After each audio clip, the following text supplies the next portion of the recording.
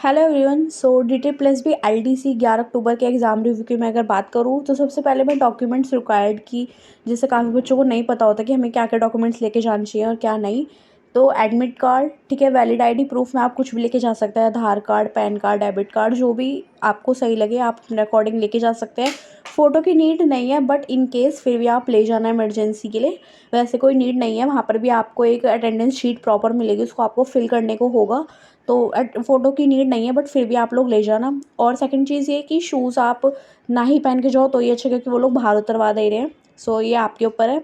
अब बात करते हैं एग्ज़ाम पैटर्न की, क्योंकि काफ़ी बच्चों को एग्ज़ाम पैटर्न के बारे में भी नहीं पता है। तो सबसे पहले जो एग्ज़ाम खुल के आ रहा है वो आ रहा है रीजनिंग का सेक्शन, फिर जीके, फिर मैथ्स, फिर इंग्लिश, फिर हिंदी, फिर कंप्यूटर। और जो क्वेश्चंस का बाइफिकेशन है वो 20-15, 20-15, 20-15 के अकॉर्डिंग है। और लास्ट में कंप्यूटर का तो 25 क्वेश्चन है, तो 20 और 5 में आ रहा है। और आपको पहला सेक्शन क्लोज़ करना पड़ेगा, तभी आपका दूसरा सेक्शन खुलेगा, आप स्विच नहीं कर सकते। तो आप अपने अकॉर्डिंग टाइम मैनेज करना और उस अकॉर्डिंग सारी चीज़ें देख लेना, स्विच करने का, क्या करने का। आपको इस कोशिश करना कि ज़्यादा से ज़्यादा क्वेश्चन अटैम्प्ट कर पाओ। और मैं तो इतना अटैम्प्ट नहीं कर पाई, मैं 50 के अराउंड ही मैं अटैम्प्ट कर पाई, क्योंकि मेरा टाइम मैनेज ही नहीं हो पाया था। लेकिन आप लोग इस पैटर्न के अकॉर्डिंग देख के अपना पूरा प्रॉपर तरीके से टाइम मैनेज करके चलना।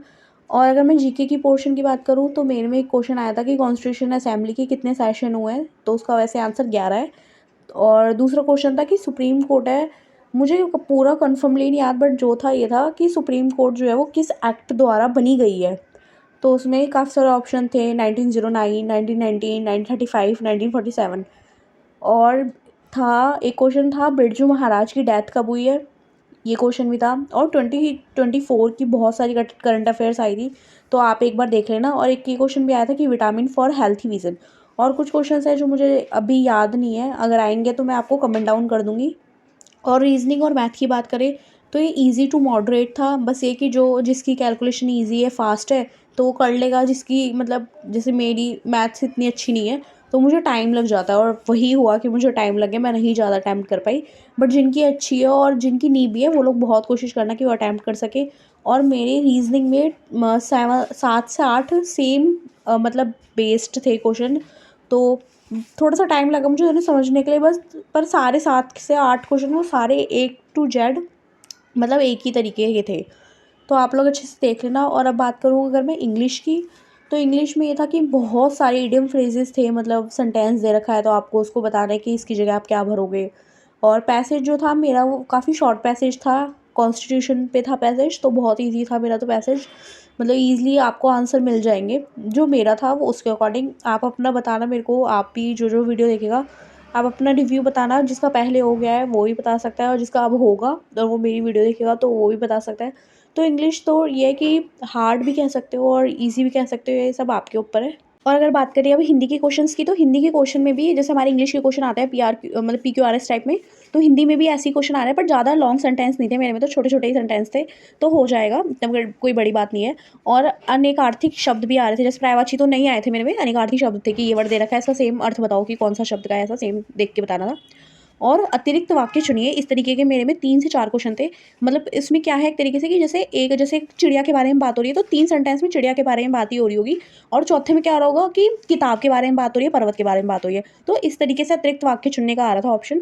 तो इस तरीके से आप लोग ये क्वेश्चन भी देख सकते हो। और PQRS और ये ऐसे क्वेश्चन मुझे लगता है मेरे ही बैच में आए हैं मे बी, और नहीं, और शायद ना भी आए हो, तो मैं कुछ कन्फर्मली कह नहीं सकती, बट मैंने आप लोगों को बता रही हूँ। और अगर बात करें अब कंप्यूटर की, तो इतना टाइम ही नहीं बचा था, क्योंकि मेरा टाइम मैनेज नहीं हो पाया, मैंने जैसे आपको बताया। और इसलिए कंप्यूटर में देख नहीं पाई, बस 2-3 ही क्वेश्चन देख पाई, तो वो तो मैंने अटैम्प्ट कर दिए थे। बाकी कंप्यूटर का मुझे लगता है कि जिसने पढ़ रखी है वो ईज़िली अटैम्प्ट कर लेगा, कोई इतनी बड़ी बात नहीं है, वो तो मेरा टाइम मैनेज नहीं हो पाया, इसलिए मैं कर ही नहीं पाई। बाकी आप लोग अच्छे से करना, और जिसका जितना अटैम्प्ट हो वो मुझे ज़रूर बताना। और अगर आप लोग मेरे से कोई क्वेश्चन पूछना चाहते हैं तो वो भी मुझे कमेंट में कर सकते हैं, मैं उसका रिप्लाई ज़रूर दूँगी। और अगर मुझे कोई क्वेश्चन याद आता है मेरे पेपर से रिलेटेड, तो मैं उसे कमेंट में डाल दूँगी, तो आप लोग कमेंट चेक कर लेना, मैं पिन कर दूँगी उस कमेंट को, तो आपको दिख जाएगा कि ये क्वेश्चन है, ये है। और बाकी ओवरऑल मुझे लगता है मैंने आपको सारी चीज़ें बता दी हैं, एग्ज़ाम पैटर्न भी, और आप लोगों को क्या करना है क्या नहीं। और एक चीज़ और जो मुझे फ़ेस करने को मिली दिक्कत, जो वो थी मेहंदी की। तो वैसे तो मैंने मेहंदी लगा नहीं रखी थी, बट मैंने अपनी मम्मी की मेहंदी लगाई थी, तो और जो थंब प्रिंट है ना, वो हमारा इंडेक्स फिंगर का राइट हैंड वाले का लग रहा है। और मेरा तो क्योंकि इस पे मैंने मेहंदी लगाई थी, तो वो नहीं जा रहा था फिंगर, मतलब नहीं आ रहा था हम बैक, मतलब फिंगर का मेरा एक्सप्रेशन। तो फिर मेरा जो है लेफ़्ट हैंड से हुआ था, तो आप लोग भी ये मेक श्योर करके जाना और मेरे चैनल को सब्सक्राइब करना मत भूलना।